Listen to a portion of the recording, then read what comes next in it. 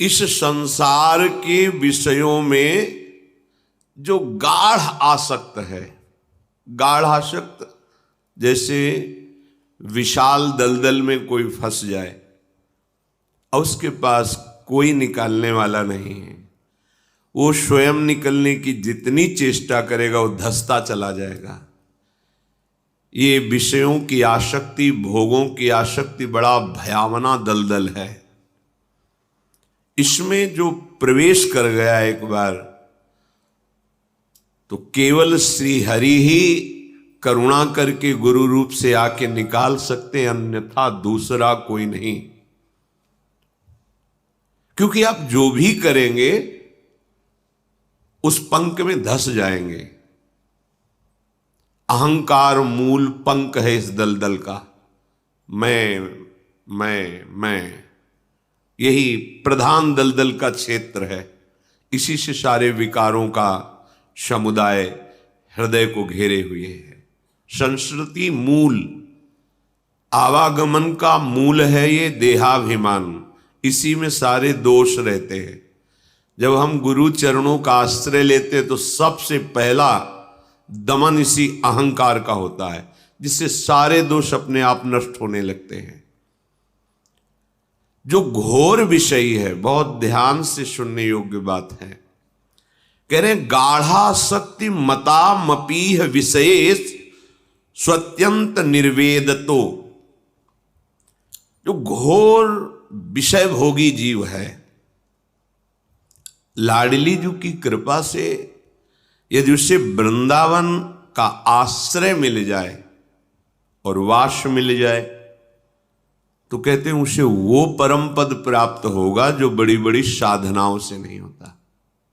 घोर विषयी को कोई आश्चर्य की बात नहीं है, बिल्कुल आश्चर्य नहीं करना, क्योंकि एक साधारण पारसमणि लोहे को ना बना देती है, तो श्रीधाम वृंदावन तो चिदानंद प्रिया प्रीतम का प्रेम महल है। जैसे प्रिया प्रीतम महामहिम, वैसे ही वृंदावन महामहिम, बिल्कुल अंतर नहीं। पर आपकी पकड़ सच्ची होनी चाहिए। पकड़ सच्ची नहीं होगी तो प्रयास करने वाला आपको निकालना चाहेगा, और आप थोड़ा भी विपरीत दिशा में ताकत लगाएंगे तो आप निकल नहीं पाएंगे।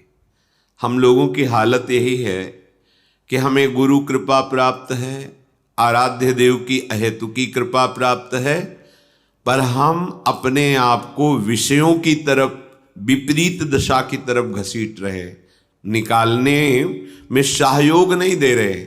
इसीलिए हमारे हृदय के विकार हमको नष्ट कर रहे। देखो, एक तरफ धाम है, एक तरफ विषय है। विषय प्राप्ति के अवसर पर आप धाम को पकड़ते हैं या विषय को?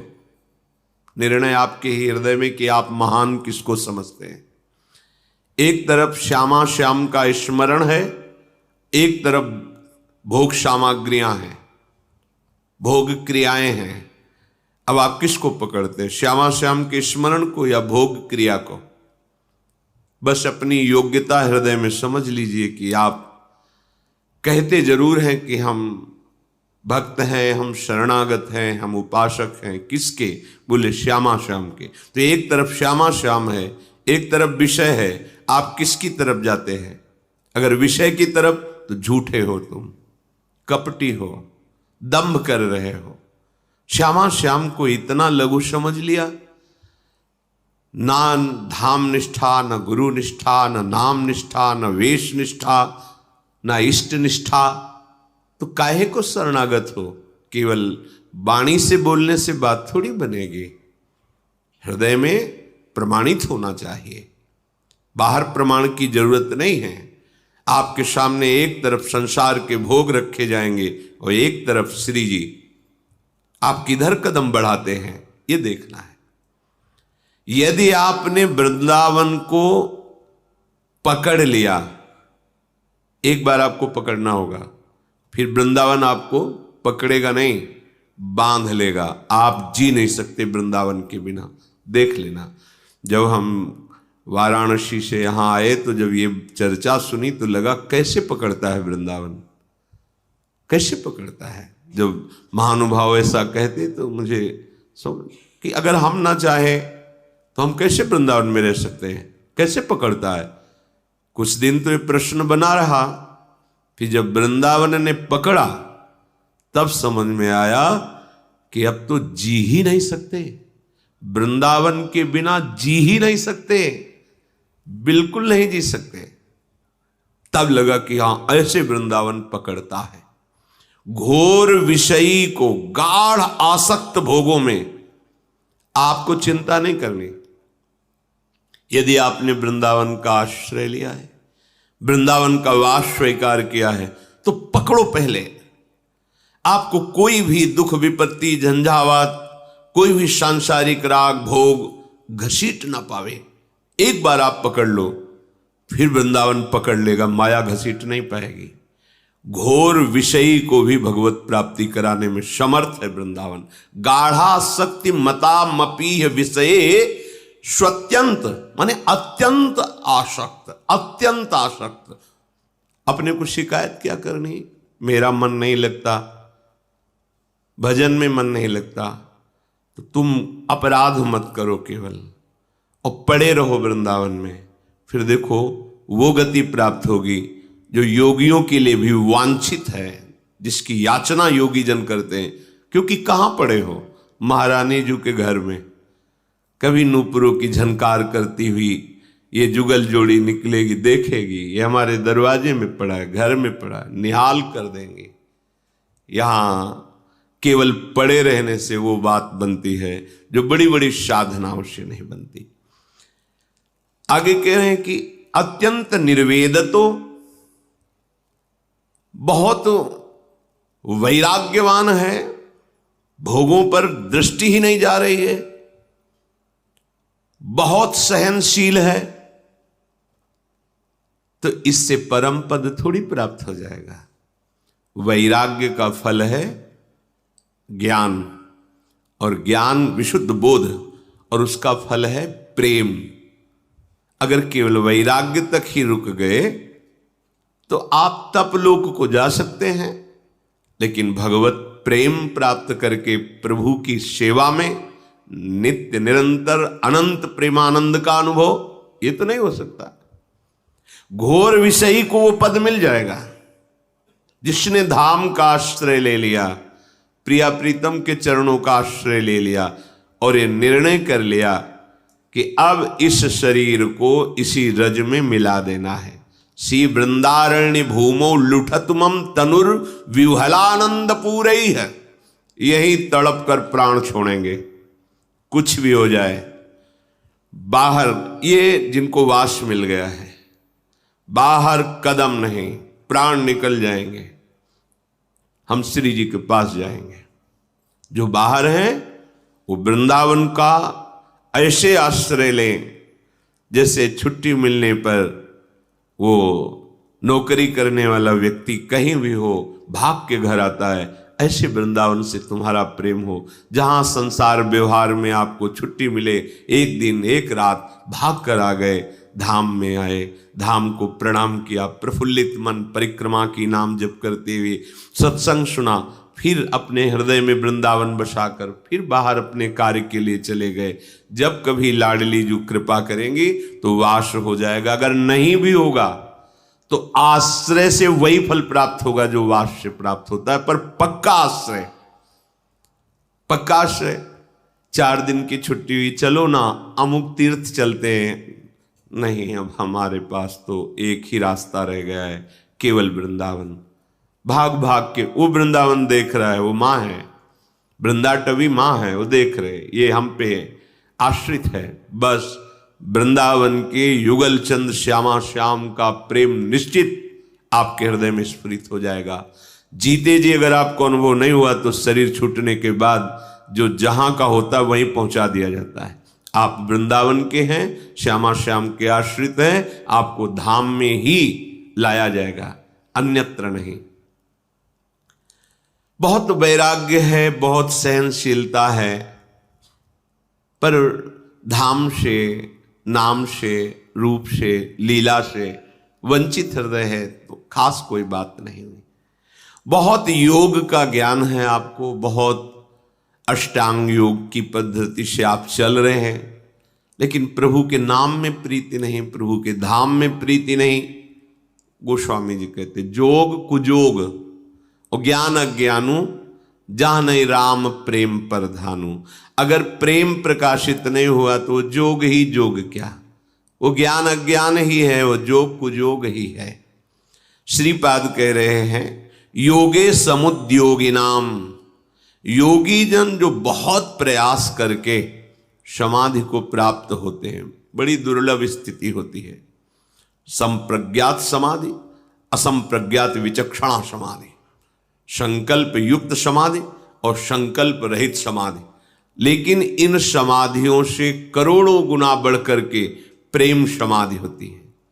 सेवा परायण चलता फिरता दिखाई दे रहा है, पर हृदय की स्थिति निरंतर प्रेम विकल होकर अपने आराध्य देव, ये समाधि अत्यंत दुर्लभ समाधि। जो योगी जन बड़ा उद्योग करके अपने चित्तवृत्ति का निरोध करके समाधि को प्राप्त होते हैं, उससे कई गुना बढ़कर महासुख भरी समाधि ये वृंदावन प्रदान करता है। जैसे कोई फिसल जाए ऐसी दशा होती है, अचानक कोई शब्द, कोई चिंतन, कोई बाहरी क्रिया एकदम पूरे अंतःकरण को फिसला करके एकदम प्रेम में डुबो दिया। अब उसके निकलने की सामर्थ्य नहीं है। तुम्हें जो साधारण शब्द दिखाई दे रहा है उसी ने उसे प्रेम में डुबो दिया, विकल हो गया। अब चेष्टाएं हो रही, न बाह्य शुद्ध है, न यंत्रवत चेष्टाएं हो रही। ये समाधि जिसे स्वामी जी महाराज श्री हरिदास जी कहते हैं, चित इत उत न डुला, आओ समाधि भीतर आओ। इस समाधि को, ये समाधि वृंदावन प्रदान करता है। ब्रह्मानंद रसैकलीन मनुष्याम, जो एकमात्र ब्रह्मानंद को प्राप्त हो गए हैं, उनके भी मन को अधीन करने की सामर्थ्य वृंदावन धाम में है। बड़े बड़े ब्रह्मानंद में छके हुए महापुरुष ब्रह्मानंद रस को लघु करके इस प्रेम रस के अधीन हो गए। शुकाचार्य भगवान शुकदेव जी एक श्लोक पहला सुना, बरहा पीडम नटवर बपू। हमारे वृंदावनाधीश्वर के इस रूप का, सौंदर्य का केवल श्रवणेन्द्रिय से श्रवण करके भाव में पान किया तो उन्मत्त हो गए, ब्रह्मानंद रस छोड़ करके रूपानंद में आसक्त हो गए। प्रभु का स्वभाव सुना, विकल हो गए। ऐसा ये रूप है। महारानी जी का रूप सौंदर्य और महारानी जी के समीप विराजमान श्री लालजू का रूप लावण्य, अद्भुत अद्भुत। तो ब्रह्मानंद को प्राप्त, यद्यपि बहुत कठिन है ब्रह्मानंद, कोई साधारण नहीं है। ज्ञान क पंथ कृपान की धारा, परत खगेश लगे नहीं बारा। जो निर्विघ्न पंथ निर्वाही, सो कैवल्य परम पद लाई। लेकिन वो ब्रह्मानंद फीका हो जाता है जब वृंदावन अपना आनंद प्रकाशित करता है।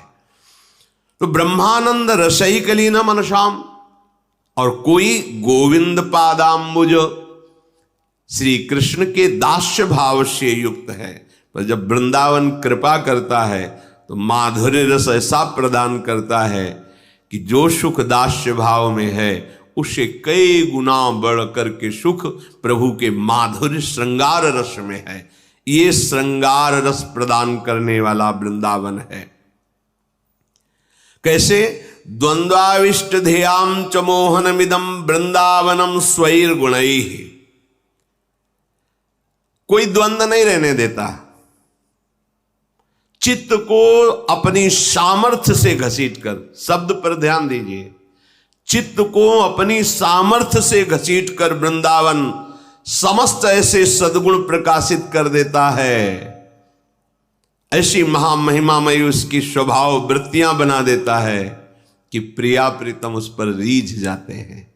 ये वृंदावन प्रदान करता है, ये रजरानी प्रदान करती है।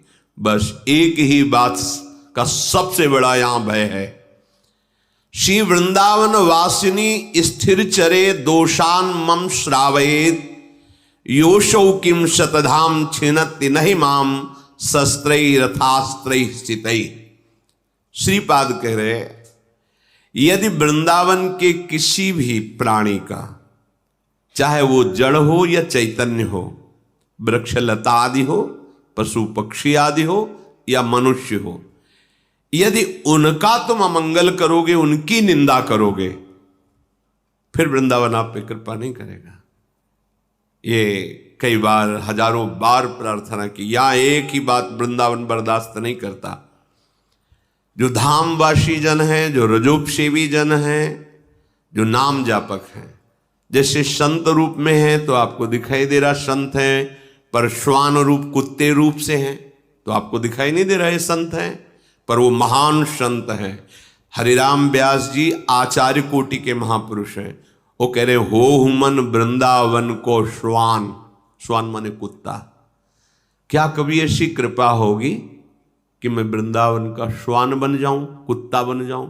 तो ये जो हर समय रज में लेटे हुए हैं, रज में ही प्रसाद पाते हैं, ये कोटि कोटि बंदनी हैं। इनको ये न समझ ले कि आप बैठा हुआ है, आप लात मार दिए, कुत्ता है, सारे सुकृत नष्ट हो जाएंगे। सावधान, ये धाम है, यहां लौकिक दृष्टि काम नहीं करेगी। श्री वृंदावन वासिनी स्थिर चरे दोषान मम श्रावयेद। यदि कभी कोई हमें वृंदावनवासी की, चाहे वो पशु पक्षी मनुष्य लता वृक्ष, कोई हमारे सामने निंदा करने लगेगा तो मुझे ऐसा लगता है जैसे वो तलवार से हमारे सैकड़ों टुकड़े कर रहा है।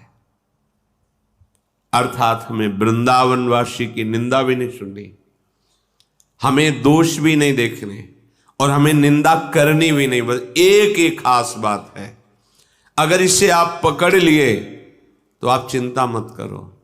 भजन का 4 स्वरूप है, निरंतर नाम जपना, लीला गुण श्रवण करना, चिंतन करना, और सेवा में रहना, और धाम। ये अगर आपसे और कुछ नहीं हो रहा, केवल एक पकड़े हो धाम, तो सबका फल मिल जाएगा आपको। देखना, नाम भी निरंतर चलने लगेगा, रूप भी प्रकाशित हो जाएगा, लीला में भी प्रवेश हो जाएगा। ये महामहिम श्री वृंदावन धाम। बस हमारी चूक क्या हो जाती है कि हम यहां इस बात से फिसल जाते हैं, हम किसी की निंदा कर बैठते हैं। अरे होगा तो क्या हो, निंदा करने, हमारा चश्मा गलत है। वही संसारिक सतोगुण रजोगुण तमोगुण त्रिगुणात्मिका माया जनित रची हुई बुद्धि के द्वारा जो माया में नेत्रों में दिखाया जा रहा है, उसे हम सत्य समझ रहे हैं। नहीं है, सत्य नहीं है। जब सत्य देखोगे तो वृंदावन का एक कीड़ा भी इतना बड़ा महात्मा है जो प्रभु से कृपा प्रसाद प्राप्त करके इस धाम की रज में रेंग रहा है। क्योंकि यहाँ की तृण, यहाँ की औषधि बनने के लिए उद्धव जैसे महात्मा, ब्रह्मा जैसे, ये जब प्रार्थना करते हैं तो वो कीड़ा, श्रीपाद प्रबोधानंद जी ने कहा है, अहो भाग्य जो मुझे वृंदावन के नाली का कीड़ा बना दिया जाए, इसी ग्रंथ में कहा है। इसलिए इतना आप सावधान रहिए कि आप धाम में आए हैं, आप धामवासी हैं, बस धाम आपको भगवत प्राप्ति करा देगा। एक बस स्वभाव छोड़ दीजिए, किसी की निंदा यहां अगर कोई तुम्हारे सामने कर रहा हो, कान में अंगुली डालिए, राधा राधा राधा राधा राधा राधा राधा राधा, उसका चेहरा पहचान लीजिए, दोबारा उसका सानिध्य स्वीकार मत कीजिए। बस ना किसी की निंदा करना है, ना किसी की निंदा सुनना है, ना किसी के दोष दर्शन करने। अगर यहां दोष दिखाई दे रहा है तो मुझे अपने अंदर लौटना है कि मेरा चश्मा खराब है। महापुरुषों से सुना है और भगवत कृपा से बात समझ में भी आई है कि आपकी जैसी दृष्टि है वैसी ही सृष्टि दिखाई देगी। जाकी रही भावना जैसी, प्रभु मूरत देखी तिन तैसी। अगर आप भावना करेंगे संसार, तो यहीं आपको संसार दिखाई देगा। आप भावना करेंगे ये तो सब बड़े बड़े महापुरुष जड़ चैतन्य के रूप में, अहो भाग्य, तो आप सुकृतवान हो जाएंगे। और यहाँ जो वृंदावन धाम में दोष रहित भावना करके सेवन करता, उसको जो सुकृत मिलते हैं, उन सुकृत वालों को प्रियाजू मिलती है। ध्यान रखना, अन्य सुकृतों की बात नहीं। कदा वा खेलंतो ब्रजनगर वीथीषु हृदयम हरंतो श्री राधा ब्रजपति कुमारो सुकृतिनः। श्रीधाम वृंदावन में प्राप्त किए हुए सुकृत वालों के हृदय को खेलते हुए हमारे युगल सरकार हरण कर लेते हैं। कदा वा खेलंतो ब्रजनगर वीथीषु हृदयम हरंतो श्री राधा मधुपति। राधा माधव उसके हृदय का हरण कर लेते। क्यों? कि वो महान सुकृतवान हो गया है। क्या सुकृतवान? एक एक मिनट जो आपका वृंदावन में कट रहा है अपने आप महापुण्य एकत्रित हो रहा है। पर आप चूक मत कीजिए, अपने सुकृतों का नाश मत करिए। किसी की निंदा करना, दोष दर्शन करना, निंदा सुनना, ये बड़ा पाप है। यहां का धाम में वैसे कहीं भी नहीं करना चाहिए, पर धाम में तो बस इस बात से आप बच जाओ। और अगर जो गलतियां हैं, कमियां हैं, तो देखो कह रहे हैं गाढ़ा शक्ति मता मपीह विषये स्वत्यंत निर्वेदताम। गाढ़ भोगों में आसक्ति है, पर उसने वृंदावन वास स्वीकार कर लिया, वृंदावन का आश्रय ले लिया, पार हो जाएगा, उसे परम पद मिल जाएगा। धाम बहुत सामर्थ्यशाली, बहुत कृपामय है। हमें ऐसे धाम में बैठकर भक्त और भगवान की चर्चा करने और श्रवण करने का सौभाग्य मिला। हम प्रभु के पावन चरित्रों का श्रवण करें और उनमें जो लीलाओं में उपदेश है उन्हें अपने आचरण में उतारें। चलते हैं भगवान हरि राम रूप से, भगवान शेष लखन लाल के रूप से महामहिम श्री सियाजू और साथ में निषादराज गुह। भगवान गंगा जी को प्रणाम करके आचमन करके अब उस पार जाने के लिए देखा तो बहुत भक्त प्रवीण होता है। संसारी जन प्रवीणता शब्द को लेते हैं बड़ी चतुराई से, दूसरे के साथ छल कपट करके बच जाना, बोले बहुत चतुर है। नहीं, राम ही भजहि ते चतुर नर। चतुर वो है जो माया के जाल से अपने समय को बचा के और नाम जप कर रहे हैं, वो बड़े चतुर है। माया ने उनको फंसाया और वो उस माया के फांस में अपने चित्त को बचा करके राधा राधा बोल रहे, बोले बहुत चतुर है, बड़ा प्रवीण है। केवट, निषादराज गुह अलग है, ये केवट।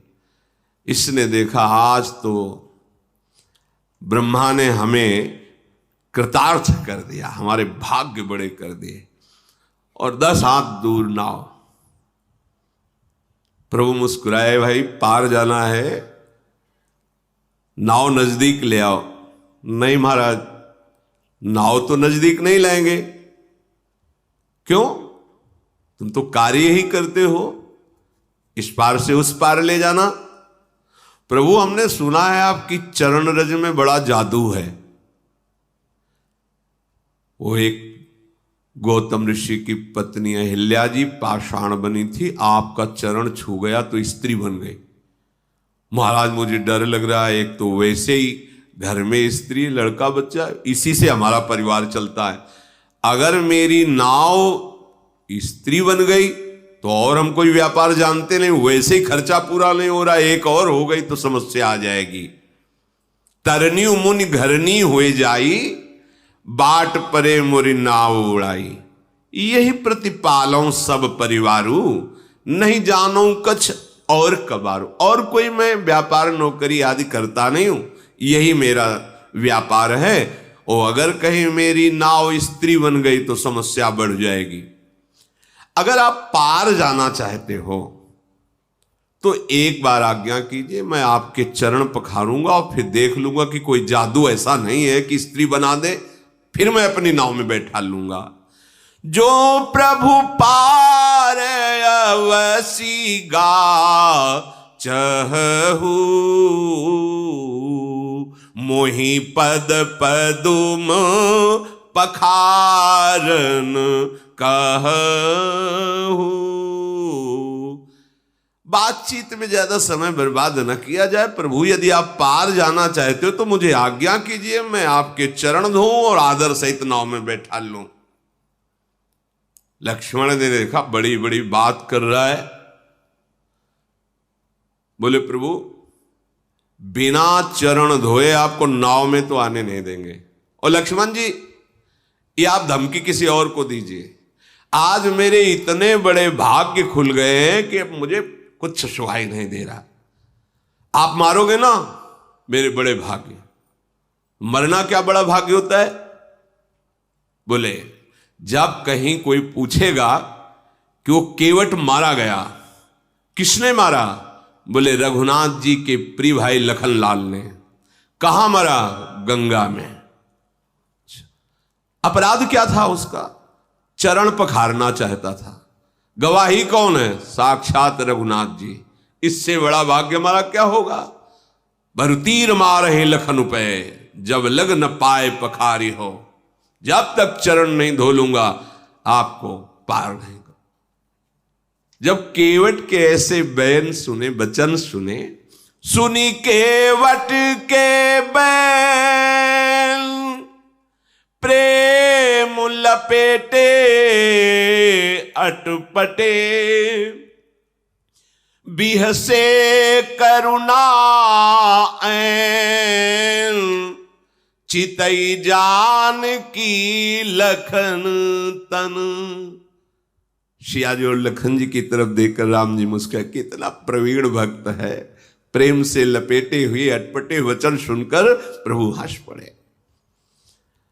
प्रभु ने कहा भाई तुम्हारी नाव ना स्त्री बने और मुझे पार जाना ही है, तुम उपाय कर लो।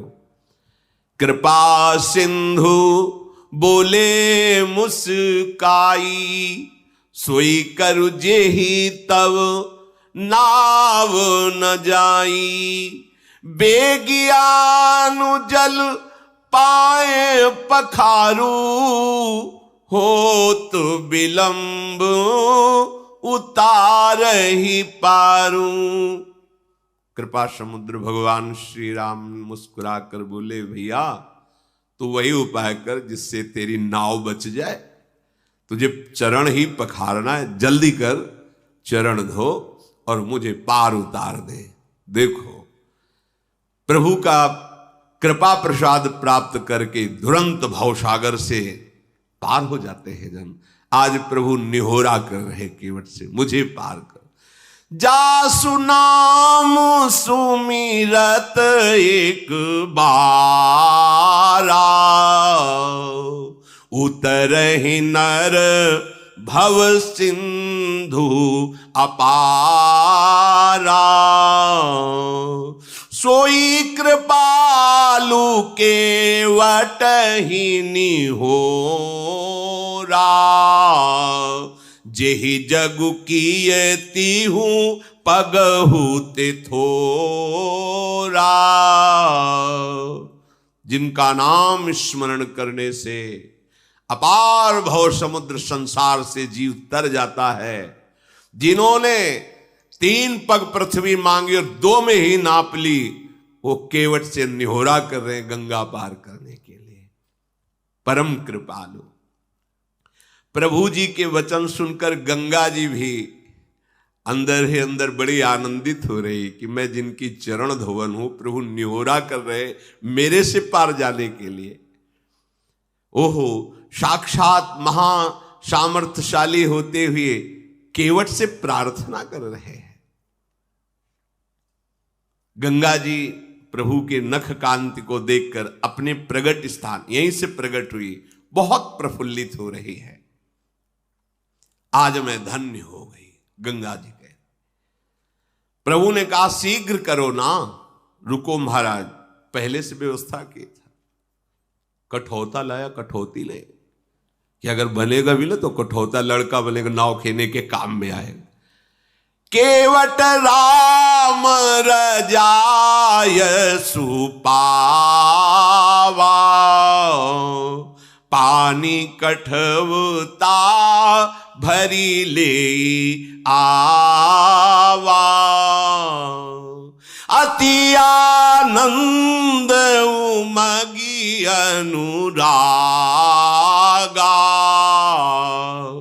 चरण सरोज पखारन लागा।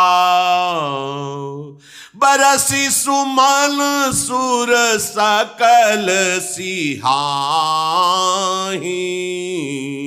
यही सम पुण्य पुंज को नाही। पद पखारी जलुपानु करी, आप सहित परिवार। पितर पारु करी प्रभु ही पुनि, मुदित गयो ले पार। प्रभु की आज्ञा होते ही कठौते में सुंदर जल भर कर लाया और प्रभु ने चरण पधराएगा। अब वो बहुत आराम से प्रभु के कोमल चरणारविंदों को धो रहा है।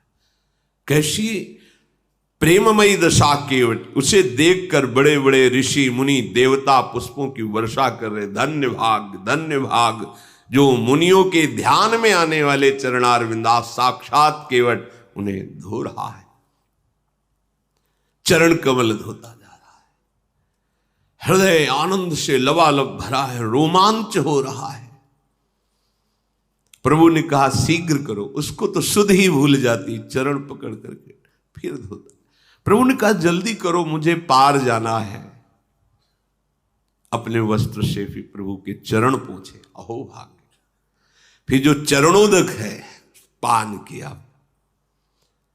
चरणोदक प्रभु का पान करते ही जितने उसके पितर थे सब भगवत प्राप्त हो गए।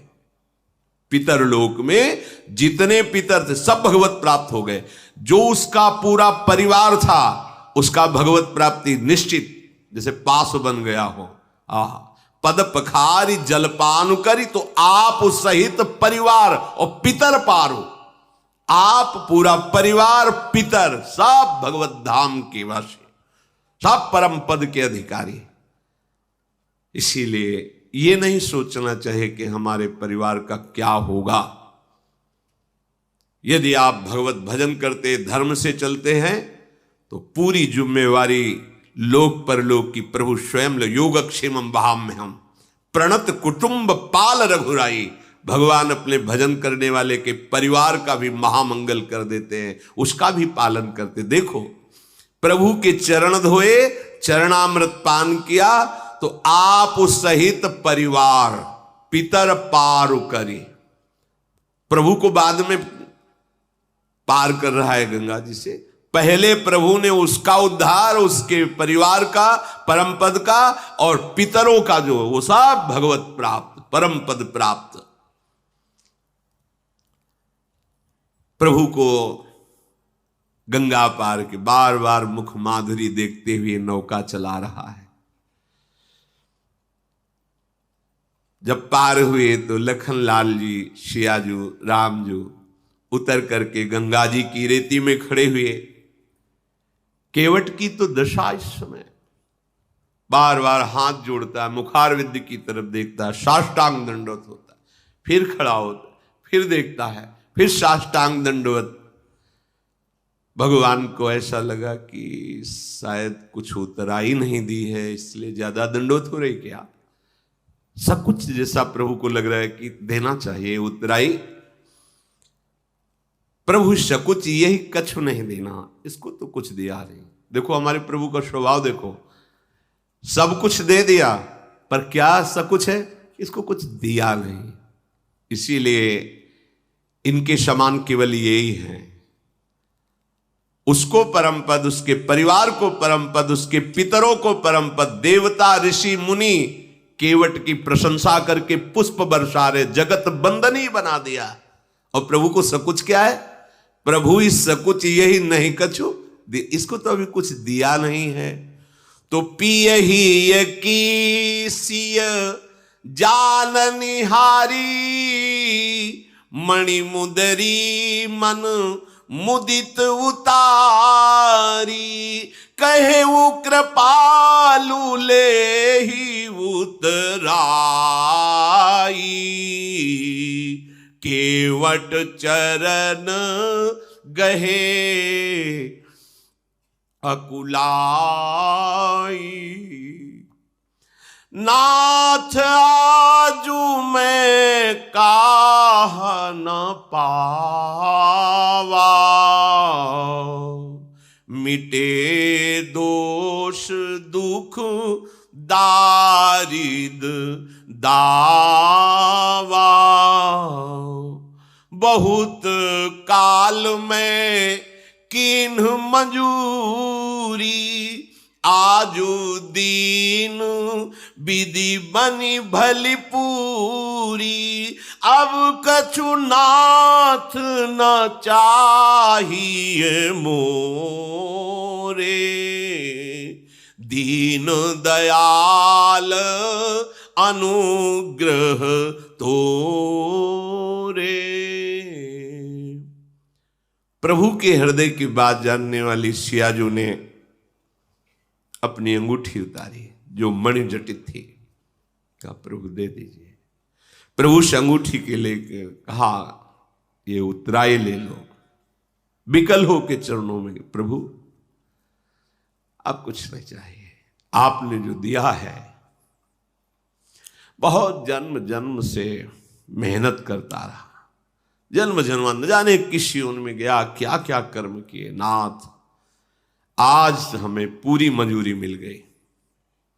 क्या पूरी मंजूरी क्या है? आपके चरणारविंद का स्पर्श, आपके चरणों की सेवा और आपके चरणों का प्रेम। अब नाथ मुझे कुछ, अब मैं तृप्त हो गया हूं, अब कृतकृत्य हो गया हूं, अब कोई चाह नहीं रह गई है। नाथ आपको पा लिया तो आज सब कुछ पा लिया, अब कुछ पाना बाकी नहीं रहा। मेरे दोष, मेरे दुख, मेरी दरिद्रता सब नष्ट हो गई। आपके चरणों का स्पर्श करते ही मेरे हृदय में जो परमानंद, अब इससे बढ़कर कोई भेंट नहीं है। दीन दयाल आप कृपा कीजिए, अब मुझे कुछ देकर, ऐसी बात मत, अब मुझे कुछ नहीं चाहिए। प्रभु बार बार करे कि ले लो ना, नहीं ठीक है, वो सब ठीक है, आप ले लो। जब केवट ने देखा बार बार प्रभु आज्ञा कर रहे, तो हाथ जोड़ के कहा प्रभु अभी नहीं, जब आप लौट के आओगे ना वनवास पूरा करके, फिर आप जो दोगे मैं प्रसाद समझकर स्वीकार कर लूंगा। फिरती बार मोहि जो देवा, सो प्रसाद में सिर धरि लेवा। अभी तो नहीं प्रभु, अभी तो जो दिया है तृप्त कर दिया। हे नाथ, बहुत कीन प्रभु लखन सिया, नहीं कछु केवट ले। विदा कीन करुणा यतन। ध्यान दीजिए, बहुत प्रयास कर रहे हैं प्रभु लक्ष्मण जी, सिया जी, लेकिन केवट कुछ नहीं ले रहा। भगवान फिर दे रहे हैं। क्या? ये मिलना बड़ा कठिन है। बहुत कीन प्रभु लखन सिय, नहीं कछु केवट लेई। तो विदा कीन करुणा यतन, भगति विमल बर देई। जाओ, तुम्हारे हृदय में प्रेम लक्षणा, अखंड भक्ति, अविरल भक्ति, ये दुर्लभ है, इससे बढ़कर कोई लाभ नहीं है। करुणा के धाम प्रभु अपने श्री चरणों का प्रेम प्रदान किया। नहीं कछु केवट ले, तो फिर क्या दे? प्रेम। पाई रस भक्ति गूढ़, जुग जुग जग दुर्लभ भव इंद्रादि विधिम, आगम अरु निगम पुराण अगोचर। वो महाप्रेम। फिर रघुनाथ जी ने महादेव जी को शरणवा करके गंगा जी से नमन करके आज्ञा ली। सीता जी ने भी गंगा जी को प्रणाम किया और कहा आपके आशीर्वाद से 14 वर्ष पूरे होकर जब वापस होंगी तो आपको पुनः प्रणाम करेंगी, आपकी आराधना करेंगी। पति देवर संग कुशल बहोरी, आय करो जेहि पूजा तोरी, आप ऐसी कृपा कीजिए। तो गंगा जी की धारा से वाणी प्रकट हुई, सुनी सीय विनय प्रेम रस सानी, भई तब विमल बारी बरबानी, सुनु रघुबीर प्रिया वैदेही, तब प्रभाव जग विदित न केहि, लोकप होहि बिलोकत तोरे, तो ही से वही सब सिद्धि कर जोरे, तुम जो हम ही बड़ी विनय सुनाई, कृपा कीन मोहि दीन बड़ाई, तदपि देवी मैं देवी असीसा, सफल हो हित निज बागीसा, प्राणनाथ देवर सहित कुशल कोसला आई, पूजी सब मन कामना, सुजसु रही जग छाई। जब सियाजू ने गंगा जी से ऐसी प्रार्थना की तो गंगा की धारा से गंगा जी बोली, वाणी प्रकट हुई, हे श्री राम की प्रिया जानकी, तुम्हारा प्रभाव कौन है जो जानता ना हो। आपके एक इशारे को बड़े बड़े लोकपाल ताकते रहते हैं, समस्त सिद्धियां हाथ जोड़े आपकी सेवा के लिए खड़ी रहती हैं। फिर आपने मेरी विनय की, ये तो आप मुझ पर कृपा कर रही हैं, मुझे बड़ाई दे रही हैं।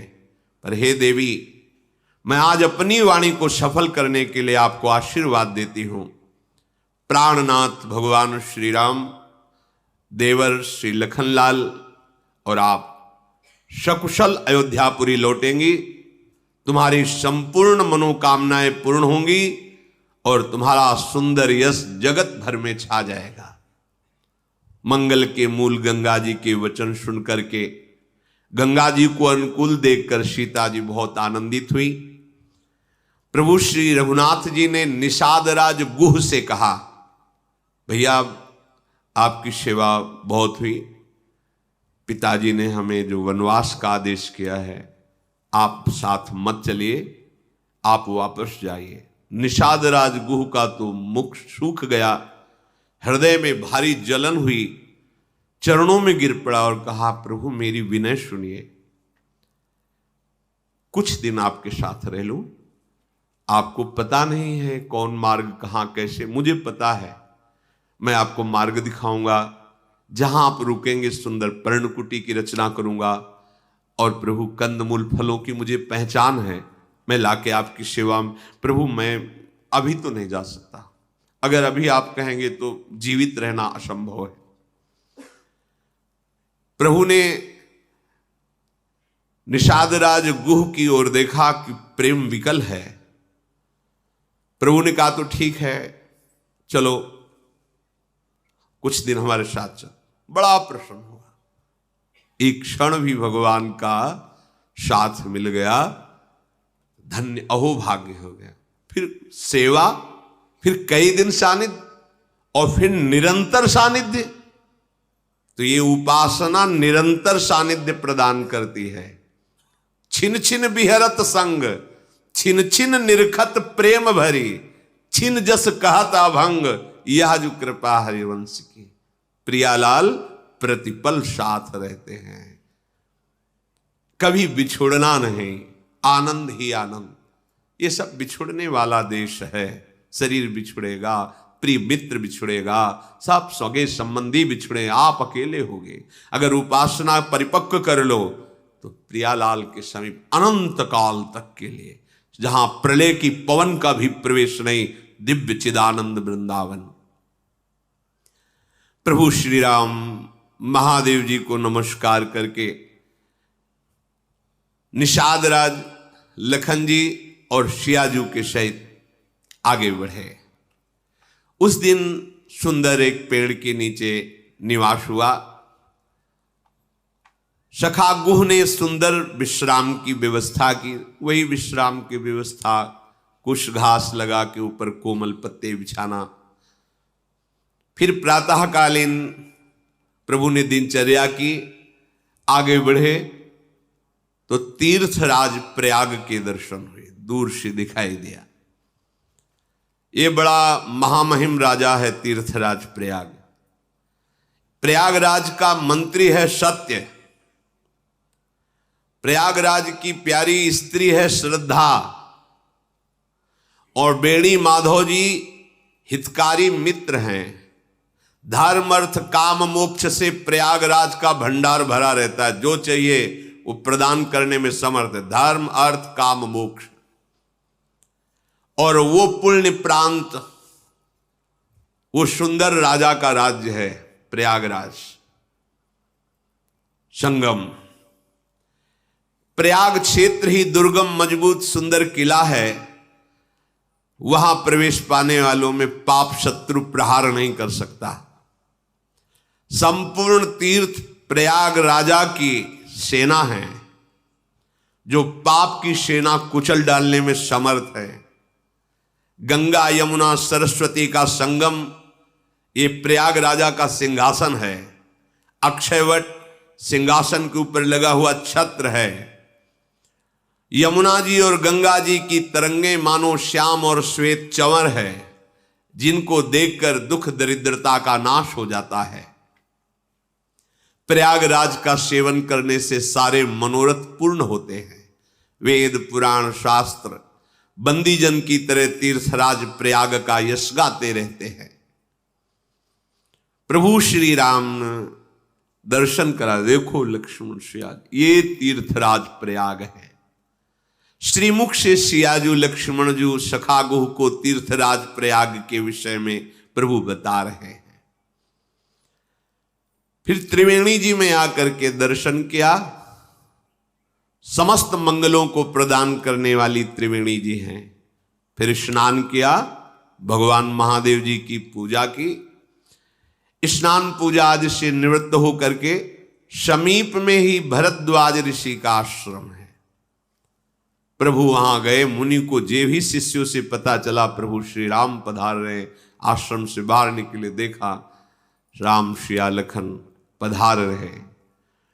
प्रभु उनको प्रणाम कर रहे हैं, वो प्रभु को प्रणाम कर रहे हैं। मुनि ने प्रभु को फिर उठाकर हृदय से लगाया। आज ऐसा अनुभव हो रहा है कि अभी तक तो ब्रह्मानंद मिलता रहा, लेकिन आज ब्रह्मानंद की राशि मिल गई। ब्रह्मानंद की राशि मिल गई। ब्रह्मानंद की राशि जैसे एक कण और समूह, ब्रह्मानंद का समूह मूर्तिमान प्रभु का दर्शन है। फिर प्रभु प्रणाम कर रहे हैं। आशीर्वाद देने का सबको अधिकार है।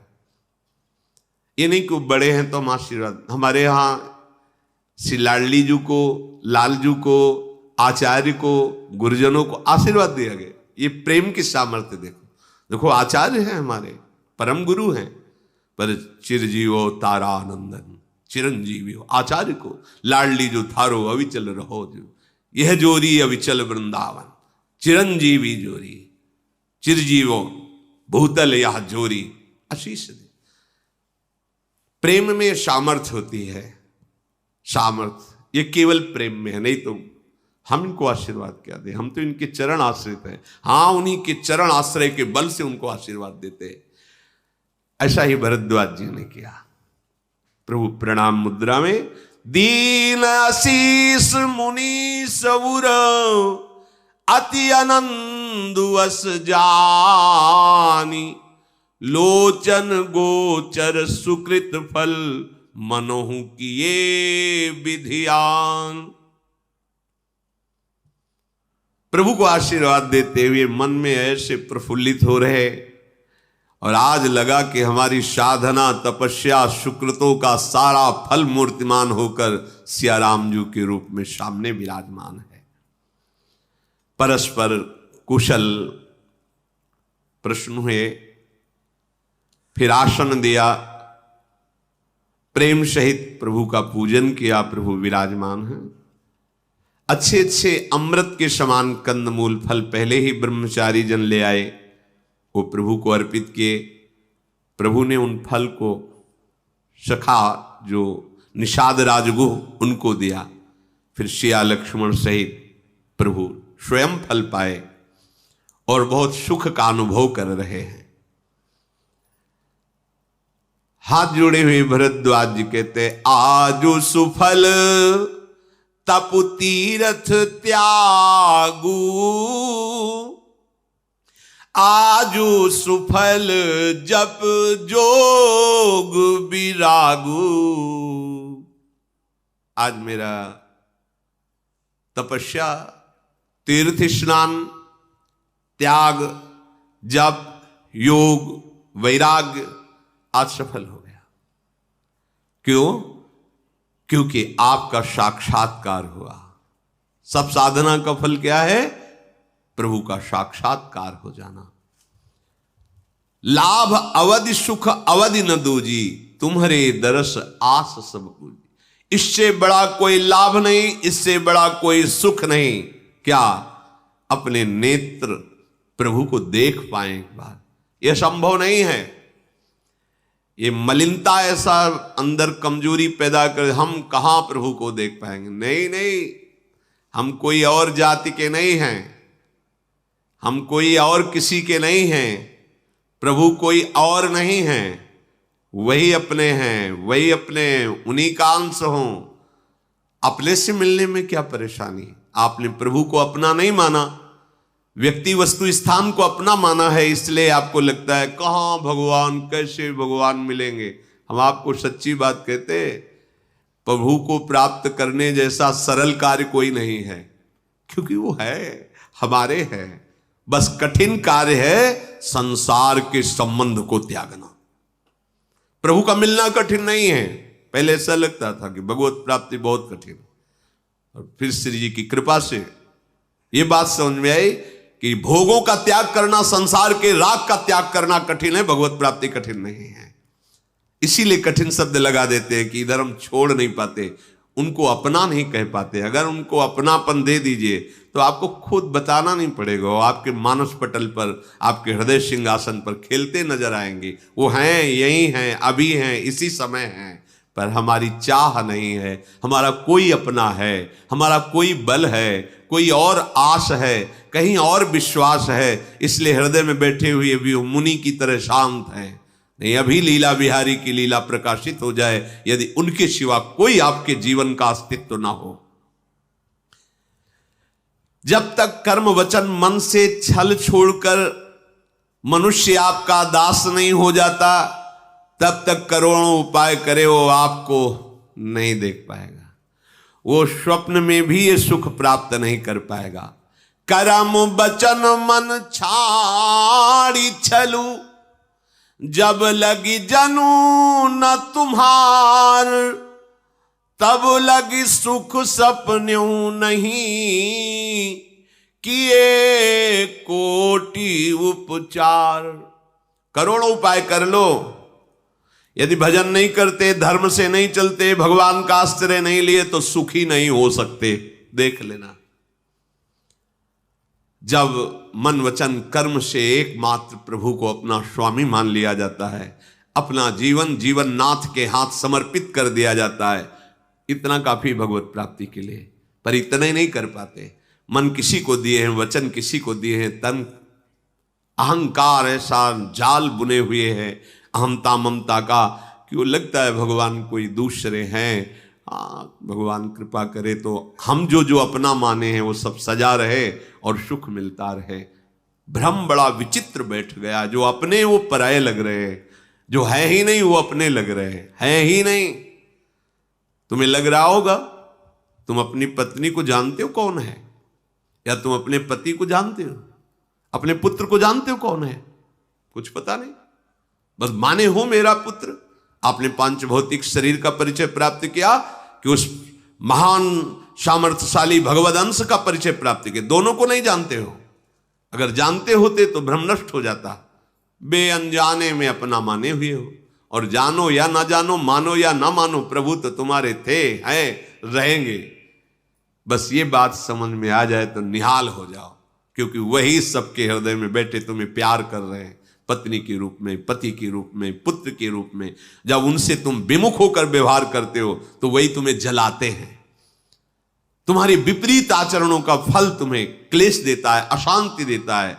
सन्मुख हो जाओ प्रभु के, तो यही परिवार भगवत प्राप्ति का सहायक साधन बन जाएगा। भरद्वाज मुनि के वचन सुनकर भगवान सकुचा रहे हैं। मुनि प्रशंसा कर रहे, भगवान सकुचा रहे। भाव, जब कोई तुम्हारी प्रशंसा करने लगे तो कोशिश करो कि तुम्हारे कान में वो शब्द ना पड़े। अंगुली लगा लो या बहुत अंदर से जलन महसूस करो, ऐसा करो। पर बहुत अच्छा लगता है जब कोई प्रशंसा करता है, क्योंकि अहंकार को उस समय आहार मिल रहा है। वो पुष्ट होगा, फिर रौंदेगा, तुम्हें परास्त करेगा, क्योंकि उसके पार्षद हैं काम, क्रोध, लोभ, मोह, मत्सर, ये सब। अहंकार गलित तो इनका प्रभाव नहीं पड़ेगा। देहाभिमान रूपी गुफा में ही ये शत्रु छुपे रहते हैं। जब कोई अपनी बड़ाई करे, प्रभु हर लीला में स्वयं आचरण करके मर्यादा पुरुषोत्तम भगवान श्री राम की एक एक चेष्टा उपदेश है। जब अपनी बड़ाई हो तो सकुच जाना चाहिए, हृदय में थोड़ा जलन होनी चाहिए। अगर कहीं गुरुजन बड़ाई करने लगे तो निश्चित समझना चाहिए कि कोई अपराध बन गया क्या। आज मेरे गुरुजन मेरी बड़ाई मेरे सामने कर रहे, इसका मतलब कोई अपराध बन गया। शायद हमसे कोई भयानक गलती बन गई, उसका दंड मुझे दिया जा रहा है, ये भाव होना चाहिए। और जब कभी वो तुम्हें कटुवचन बोलने लगे, तुम्हारा तिरस्कार करने लगे, तो अंदर से नाचना चाहिए, अब कृपा हुई है। अब ये अनंत जन्मों से जो बांधने वाला अहंकार था, अब इसका नाश प्रारंभ हो गया। अब तो जीवन मुक्त होना ही है। जब गुरुदेव की ऐसी नजर है तो मुझे कौन बांध सकता है। लेकिन अगर वहां सम्मान और बड़ाई मिलने लगे तो सावधान हो जाना चाहिए कि कोई अपराध बन गया, कोई है अहंकार की ऐसी वृत्ति जिसको गुरुदेव देख रहे हैं, और हृदय में जलना चाहिए। प्रभु सकुचा रहे हैं। और भरद्वाज मुनि का यश गा रहे हैं। महाराज, ये तो सब आप में विद्यमान है, इसीलिए आप ऐसा कह रहे हैं। मुनीश्वर, ये जो आप आदर दे रहे हैं, बड़ाई कर रहे हैं, ये मेरी नहीं कर रहे, ये आपकी महिमा है। सच्ची बात है। जब कोई साष्टांग प्रणाम करता है तो उसमें जिसको प्रणाम किया जाता है उसके गुण की बात नहीं होती, उसमें उसकी महिमा होती है। वो इतना श्रद्धावान, इतना दैन्य है कि अपने शरीर को साष्टांग लिटाए हुए, ये वो वंदनीय है, ये वो प्रशंसनीय है।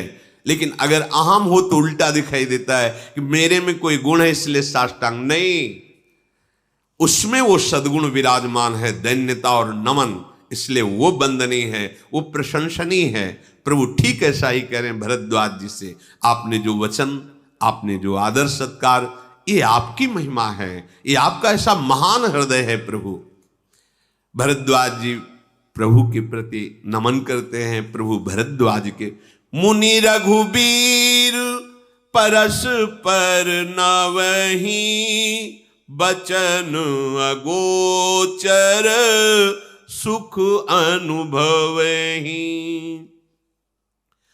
अब ये सूचना फैल गई कि प्रभु श्री राम श्रिया लक्ष्मण पधारे हुए हैं।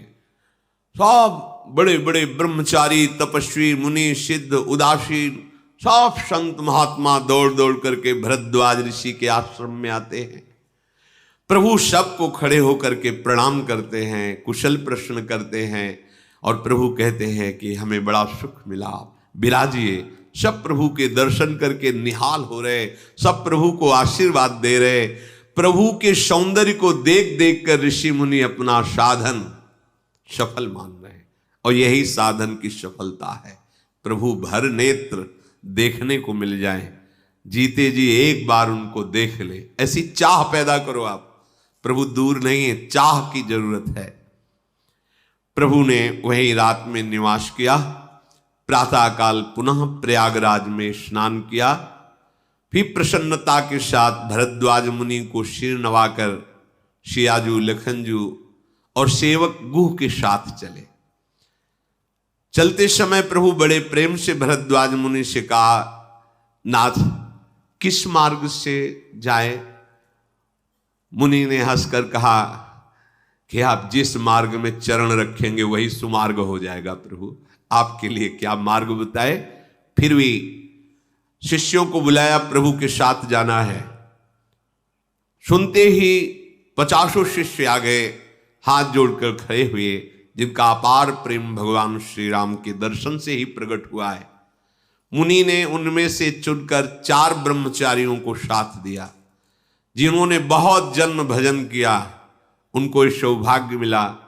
वो गुरुदेव को प्रणाम करके रघुनाथ जी के साथ आगे आगे चल रहे हैं, रास्ता बताते हुए। प्रभु जब गांव में तो जाते नहीं, लेकिन कोई कोई मार्ग गांव के किनारे से है। जब गांव के किनारे से निकलते हैं तो जो देखता है दौड़ दौड़ करके आता है। कोई कोई तो नगर में पूरे की सिया राम लखन पधार रहे हैं, पूरा नगर का नगर बाहर आ जाता है और प्रभु के दर्शन करता है। सबके आंखों में आंसू होते हैं। काफी दूर जाने के बाद भगवान श्री राम ने हाथ जोड़कर ब्रह्मचारियों से कहा, अब आप वापस लौट जाओ। पर मानो नेत्रों से कुछ चाह रहे हैं। प्रभु ने देखा तो प्रभु ने उन्हें अपनी अनन्य भक्ति प्रदान की, फिर वो वापस हुए। यमुना जी के उस पार उतरे और उतर करके यमुना जल में स्नान किया, जो प्रभु श्री राम के शरीर के रंग वाली है, परेश वर्ण रूपिणी, श्याम रंग वाली। वहां जो ही सुना कि निषाद राज के साथ कोई बहुत सुंदर 2 राजकुमार और एक युवती शियाजू पधारी हैं, लोग अपना काम काज छोड़कर जो जैसे दौड़ दौड़ करके आते हैं और दर्शन कर रहे हैं। परिचय जानने की मन में बड़ी लालसा है, पर प्रभु से बात करने की हिम्मत किसी को नहीं पड़ रही। जो वयोवृद्ध जन हैं वो बताने लगते हैं कि हमें पता है, ये चक्रवर्ती सम्राट महाराज दशरथ के पुत्र श्री राम, ये लक्ष्मण और ये उनकी प्रिया हैं। कैकेयी माता और महाराज दशरथ जी ने इन्हें वनवास दे दिया है। ये सुनकर के सब घबरा जाते हैं कि कैसे हृदय के माता पिता हैं जो ऐसे सुंदर सुकुमार पुत्रों को वनवास दे दिया। ये गोस्वामी जी चर्चा कृपा करके जो चरित्र लिख रहे, उस समय वो भाव देश में वहीं, क्योंकि प्रयागराज के पास से राजापुर है, वहीं गोस्वामी जी का प्रादुर्भाव हुआ। तो भाव देश में परम बैरागी के रूप में वो भी प्रगट में सिया राम जी से मिल रहे हैं। इसलिए उन्होंने संकेत में लिखा, तेहि अवसर एक तापसु आवा, तेज पुंज लघु बयस सुहावा, कवि अलखित गति बेसु विरागी, मन क्रम बचन राम अनुरागी। उसी समय एक तपस्वी वैरागी आया, छोटी अवस्था है, तेज प्रकाशित हो रहा है, कवि उसकी गति को नहीं जानते हैं, अर्थात वो अपना परिचय नहीं देना चाहते हैं। वो वैरागी वेश में मन वचन कर्म से राम जी का दास है। भाव देश में गोस्वामी जी मिल रहे हैं। जब प्रभु तीर्थराज प्रयाग के पार किया, वही राजापुर है, तो मानो गोस्वामी जी ये भाव देख रहे, मैं भी दौड़ करके गया, मन क्रम वचन से राम जी के दास हैं। इसीलिए कोई लिख रहे हैं, कोई एक ताप, और ये लिख रहे कि कभी उसे प्रकट नहीं करना चाहता। अपने इष्ट देव को पहचान कर नेत्रों से जल की धारा बह रही, शरीर पुलकित हो रहा, दंड की भांति पृथ्वी पर वो वैरागी गिरकर, उसकी प्रेम दशा का कैसे वर्णन हो। प्रभु ने प्रेम पुलकित उस वैरागी को उठाकर अपने हृदय से लगाया। उस वैरागी को ऐसा अनुभव हो रहा मानो महादरिद्री को महान धन मिल गया हो। सब कोई देख रहे हैं, उस वैरागी की प्रशंसा कर रहे हैं, प्रभु ने हृदय से लगाया। ऐसा लग रहा है कि प्रेम प्रभु श्री राम और परमार्थ वो वैरागी दोनों गले मिल रहे हो, प्रेम और परमार्थ तत्व स्वरूप से मिल रहे हैं। फिर वो वैरागी लक्ष्मण जी के चरणों में प्रणाम किया। लक्ष्मण जी ने उमक कर उस वैरागी को हृदय से लगाया। फिर सियाजू की चरण धूल लेकर अपने माथे पे धारण की और माता सियाजू ने अपना बच्चा जान करके दुलार किया गोस्वामी जी भाव में। फिर निषाद राज ने उस वैरागी को नमन किया। उस वैरागी ने देखा कि अहोभाग्य निषाद राज के हमारे प्रभु से प्रेम करते हैं। आनंदित होकर हृदय से हृदय मिलाकर निषाद राज से मिला। वो वैरागी अपने नेत्रों से अपने आराध्य देव की सौंदर्य सुधा का पान करके महाआनंदित हुआ, जैसे जन्म जन्म के भूखे को कोई सुंदर स्वादिष्ट भरपेट भोजन मिल जाए। फिर चेतना जागृत हुई गोस्वामी। फिर लिखा, जब गांव की स्त्रियां देख रही है प्रभु को तो कहती हैं कि ऐसे सुकुमार को वन भेजा जाता है, कैसे इनके माता पिता हैं, सब व्याकुल हो जाती है। प्रभु ने निषादराज गुस्से का बस अब इतना हो गया, अब आप वापस जाइए। अब तो कुछ कहने की बात ही नहीं रह गई थी, क्योंकि कहा था कि 2-4 दिन साथ, अब वापस। बार बार प्रभु को, अब वो तो वही जानते जिनके हृदय में प्रेम होता है, कैसे निहार रहे। प्रभु ने अपने चरणों की अविरल भक्ति देकर उन्हें विदा किया। फिर सियाजू, रामजू, लखनजू यमुना जी को प्रणाम करके सूर्य कन्या यमुना जी की बड़ाई करते हुए आगे बढ़े। आगे कुछ यात्री मिलते हैं। उन्होंने देखा तो कहा, राजकुमारो, तुम्हारे तो चिन्ह बता रहे कि तुम्हें चक्रवर्ती सम्राट होना चाहिए, ऐसे चिन्ह और ऐसी दशा, मार्ग चलो पयादे ही पाए, बिना पादुका के आप चल रहे हैं। और हम ज्योतिष के बहुत बड़े ज्ञाता हैं, हमें पता है। तो आज मुझे लगता है कि ज्योतिष शास्त्र झूठा हो गया क्या, क्योंकि आपके चिन्ह चक्रवर्ती सम्राट के हैं और आप नंगे पैर ऐसे कटीले कंकड़ीले भयावह वन में तपस्वी वेश में। इसमें विधाता का ही कोई रहस्य है। पर आपसे भी ज्यादा इस सुकुमारी को देख करके मुझे दुख हो रहा है कि ऐसे वनवास में हाथियों की दहाड़, सिंहों की दहाड़ भय उत्पन्न करती है। यदि आपकी आज्ञा हो तो जहां आपको जाना है वहां तक हम सुरक्षित पहुंचा दें। प्रभु ने कहा, नहीं नहीं, हम चले जाएंगे, आप लोग अपनी यात्रा कीजिए। वो प्रेम आश्रम से युक्त हो जाते हैं। भगवान के एक एक शब्द प्रेम अमृत से भरे हुए हैं। प्रभु जिस गांव पूर्वे नगर के बगल से निकलते हैं, देवता लोग प्रणाम करते हैं उस गांव नगर को। आज ये धन्य हो गए नगरवासी जो मुनियों के ध्यान के विषय उन प्रभु का साक्षात दर्शन करते हैं। किस शुभ घड़ी में इस नगर की रचना हुई होगी जहां से भगवान नजदीक से निकल रहे हैं। जहां जहां राम चरण चली जाही, तिनु समान अमरावती नाही। पुण्य पुंज मग निकट निवासी, तिन्हि सराहि सुरपुर बासी। जे भरि नयन बिलो कहि राम, मही सीता लखन सहित घन श्याम ही। जहां जहां प्रभु श्री चरण पधराते हैं उस स्थल के समान अमरावती भी नहीं है। वहां आसपास रहने वाले जो नगर नारी हैं उनके पुण्यों की बराबरी देवता भी नहीं कर सकते, क्योंकि भर नेत्र प्रभु को देख रहे हैं।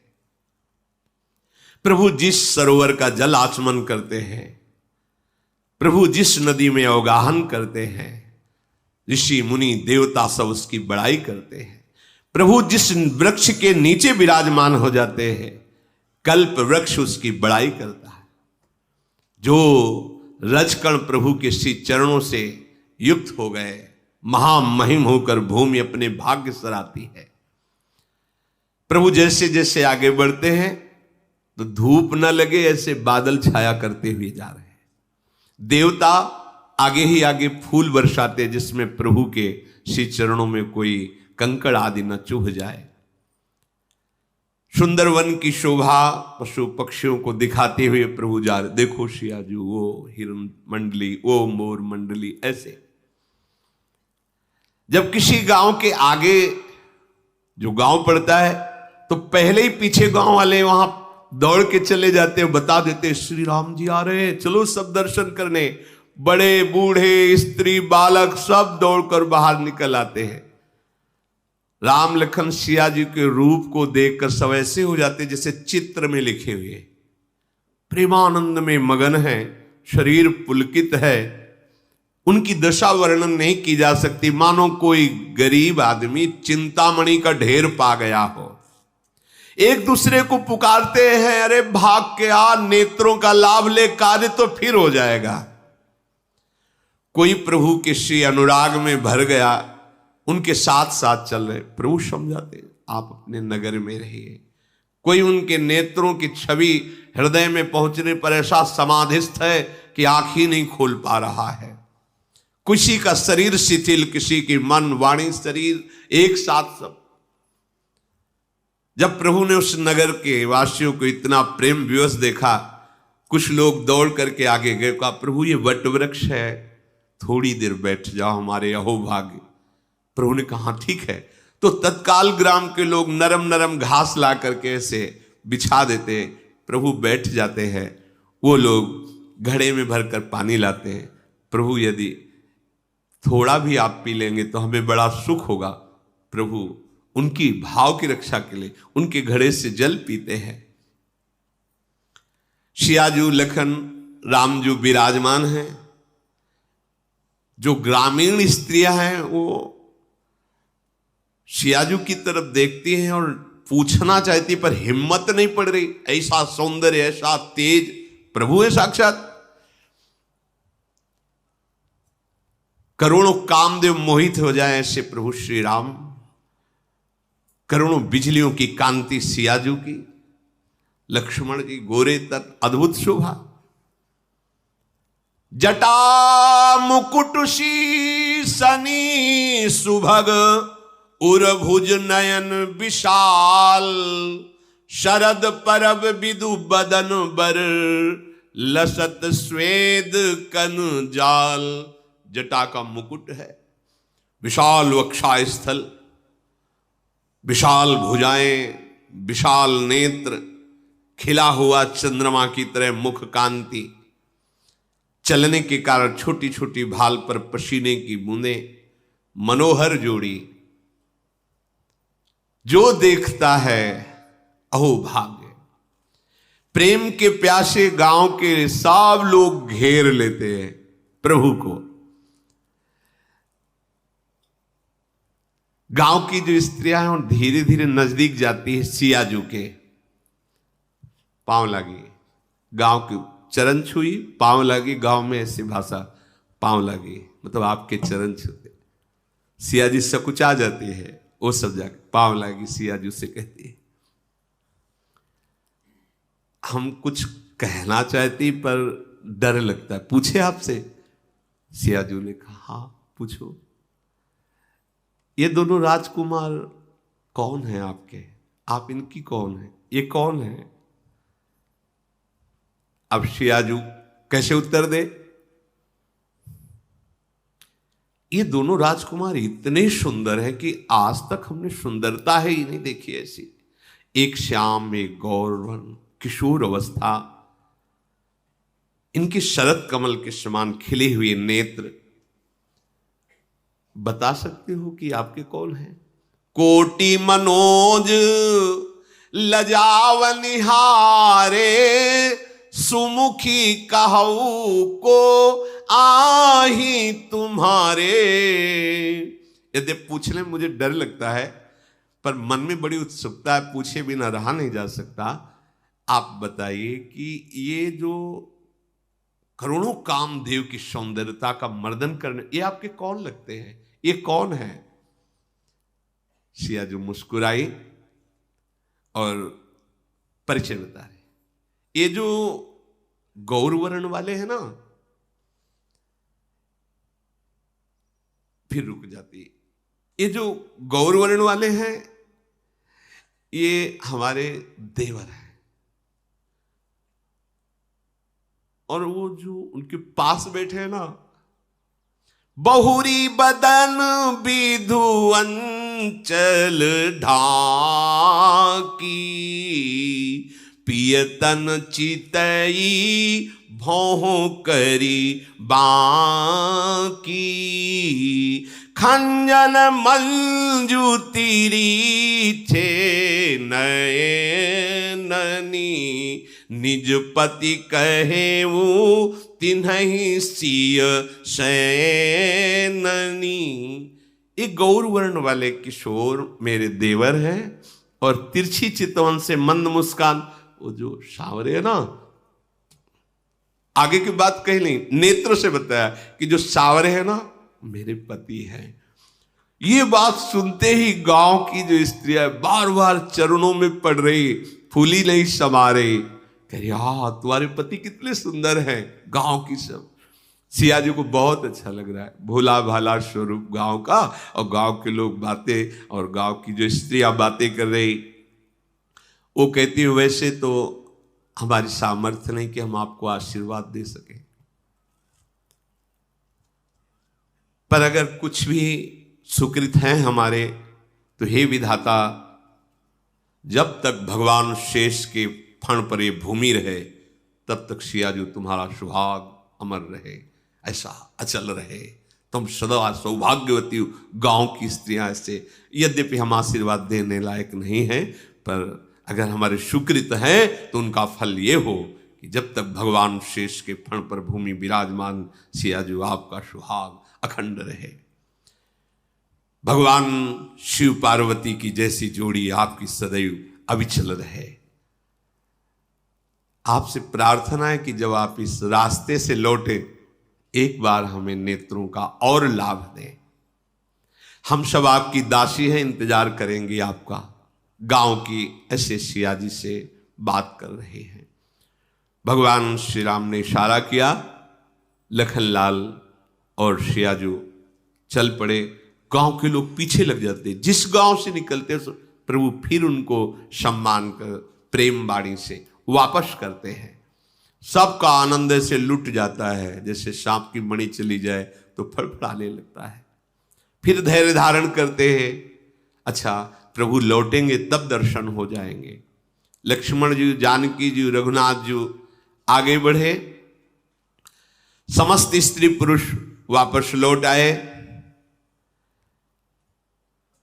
आपस में बैठकर गांव के लोग चर्चा करते हैं, यदि विधाता ने इन्हें वनवास दिया है तो सृष्टि में सारे सुख जो रचे हैं, आग लगे सुखों में, अरे इनको मिलना चाहिए, सो इनको वनवास।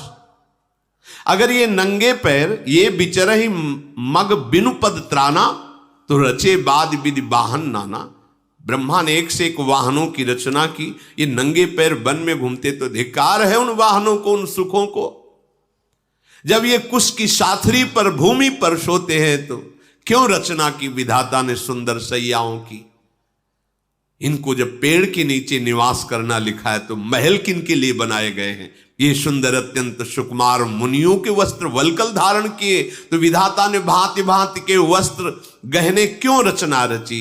ऐसे गांव के लोग वार्ता करते हैं, आहा इनको कंदमूल फल खाना लिखा है, वे 56 प्रकार के भोगों की रचना विधाता किनके लिए किया।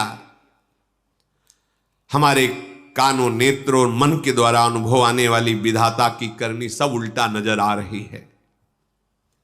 इन्हें देख करके हमें लगता है विधाता आश्चर्यचकित हो गया कि हमारी रचना में तो कोई ऐसा है नहीं, इसीलिए इनको वन में छुपा दिया है। गांव के लोग सरल भाषा में आपस में बातचीत कर रहे हैं।